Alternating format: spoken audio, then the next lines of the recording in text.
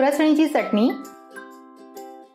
Low फ्लेमवर तवा ठेवला आहे, त्यात 1 कप खुरसणी टाकूया। खुरसणीला कारळ, रामतीळ किंवा नायजर सीड म्हणतात।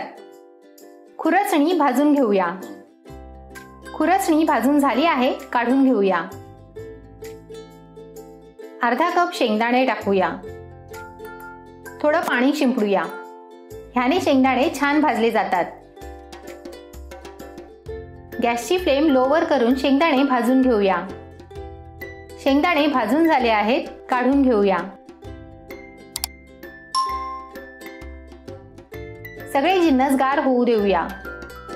मिक्सी जारमध्ये खुरसणी, 15 ते 20 लसणाच्या पाकळ्या, 1 टेबलस्पून मालवणी मसाला, तुमच्याकडे मालवणी मसाला नसेल तर लाल तिखट आणि थोडा गरम मसाला ऍड करा, चवीनुसार मीठ आणि शेंगदाणे टाकूया। मिक्सी चालू बंद करून चटणी वाटून घेऊया।